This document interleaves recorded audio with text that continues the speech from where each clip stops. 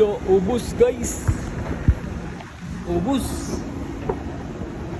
Ubus. Bakit naman ubus yan, boss? Oo, tayo natin. Ano yung Mega Mall? Alright.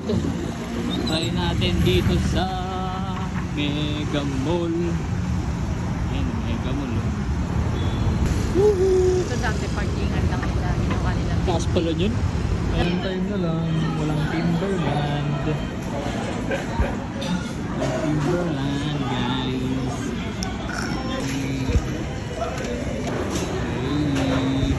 Right. Next naman natin. Try natin. North EDSA. Tayo ulit. Right. Dito naman tayo ngayon sa SM North. Hello. Ayan o. Oo, mawala na naman ah. Wala na naman guys ah.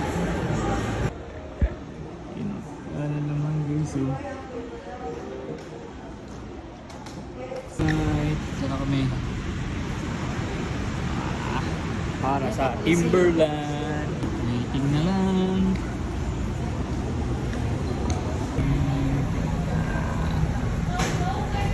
Isi natin. Hindi ko na-message. Parang narinig. Kain muna. Got it! Uwi na tayo guys. Paga. Thank you ma. Nakalibre. Ay nadagdagan pala.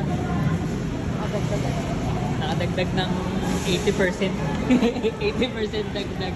Uwian na. Ano oras na ba? 31. Ito naman. Alright, here we go. Ito na guys ang ating brand new Timberland. You know, siyempre kinuha natin. Ayan o, classic yellow boots. Ayan o, bagong bago. Nabili ko tong boots na to, second hand. This owner nito, binili niya galing sa GOAT. Ang binili niya ay ang kanyang true to size na size. Tama ba? Pero yun nga, sa Timberland, marami nagsasabi, kung magtitimbs ka, half size or full size down ka. So, sakto ako, size 8 ako. And yung kanyang pair ay 7.5. Ito na. Brand new pa talaga siya dahil isang beses lang siya ginamit and pinanglakad lang siya sa mall. Yun yung kwento niya. Pero naniniwala naman tayo doon dahil kitang-kita nyo naman, quality, malinis na malinis. Quality check ko na rin to. Talagang legit na legit talaga siya. Dahil meron din naman akong previous na Timberland. Sa legit check ko na siya. So yan, makikita nyo rin naman dyan sa hawak-hawak ko mismo ngayon. Ayun, no? Yung dila pa lang, pre. Panalong panalo na. Siyempre, number 1, yung kanyang laces. Hindi plastic yung dulo niya. Ang isa sa mga titignan nyo sa mga Timberland. Wala siyang plastic. Alam ko sinunog lang daw ata yan or kung ano man tawag nila, kung anong process nilang ginagawa yan. Yan o, yung may plastic na nakabalot dito. Yan yung tinutukoy ko. At isa pa, syempre, waterproof test. You know, tignan nyo naman. Ano pang hinihintay natin? Ang dami ko pa ina-explain. Sukatin na natin to. Alright. Eto na. Actually, nasukat ko na to doon. Syempre, bago ko bilhin. Pero, papakita ko lang sa inyo. Bang! Fit ko na suot-suot kanina nung kinuha namin to. Niready ko na talaga to. Inisip ko na kagad ano ba yung bagay na fit dito sa ating Timberland. So, talagang pinaghandaan ko talaga tong boots na to. Pag sinukat ko siya, bagay na kagad dun sa outfit. Mukha namang bagay na bagay talaga siya, pre. Pang! Nakatiting ka, boss.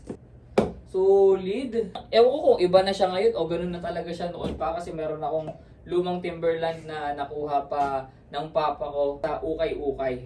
Na alam ko legit din naman at chinek niya rin naman yun. Pero ito malambot siya kasi meron na siyang foam. Ewan ko kung anong tawag nila doon. Yung ganito nila. Yan! Ayan o. Komportable siya. Marami kasi nagsasabi hindi komportable yung Timberlands. Pero meron na kasi akong Timberland dati. Pero wala pang ganito yun. Partida wala pang ganito yun na malambot.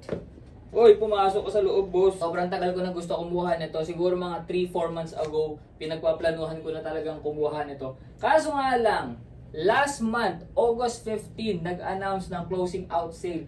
August 15 to September 30, basta end of September, na may closing out sale. Biglang aalis na sila, so napaaga ang aking paghahanap. Kita nyo naman yan, guys. So, pang! Woohoo! Dami ko lang naiisip na fit dito. Ito muna ang fit check natin ngayong araw. O, yan o, may fit check na agad tayo, boss. Yan. Pasok na, pasok oh. Kita nyo sa mga ibang videos natin, yung Timberland na yon.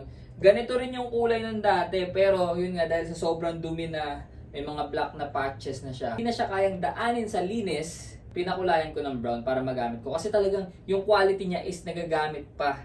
Problema lang yung itsura niya, hindi na maganda. Sayang hindi ko dala-dala dito, pero lagay ko na lang din dyan yung picture, yung itsura niya. Pinakulayan ko na siya ng brown. And yun nga lang, na-miss ko magkaroon ng classic na kulay. Kaya napahanap ulit ako. Dahil sa sobrang gusto kong makahanap, nag-search na lang ako sa FB Marketplace kung meron mga nagbebenta o kaya baka may mga bumili. Tapos binenta nila. Buti na lang, may nakita akong nagbebenta ng kanyang pair. Short story, bumili siya, kanyang true to size, hindi kasya sa kanya, at nabibigatan siya. So, ayan na, nasa akin na ngayon, boss. Ito lang naman ang ating story time kung paano ko nakakuha itong ating Tim's. Yan o, Tim's spray, Tim's, naka-Tim's spray oh.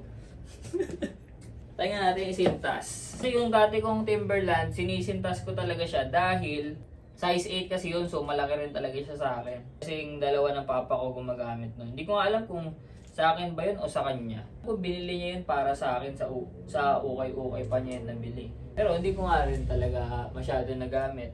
Alam ko college days yun eh. You know, rest in peace, papa. Wala na siya ngayon, sayang oh. Panigurado, matutuwa yun pag nakakita niya to. Alright, so ayun na nga, medyo mahaba-haba na itong kwentuhan natin. Sobrang natutuwa lang ako. Sobrang solid. Ang ganda. Ay, eto pala. Pati natin, nasa baba. Oh, alas mga 3-inch na height yung nadagdag sa akin, boss. Ano na ako ngayon? 5'8". Ganito pala pakiramdam ng 5'8". So yun lang guys. Sana na-enjoy nyo itong paghahanap ng Timberland journey natin. Sobrang solid na experience sa paghahanap nito. At yun, gusto ko lang din i-share. Yun. Next time, gawa natin ng malulupit pang fit to. Kita-kita ulit tayo next video natin. Yan. Follow kayo para sa mga no-key fits natin. Sa mga outfit of the day natin. At kung ano-ano pa. Yun lang at kita-kita ulit tayo next video. Alright? See ya!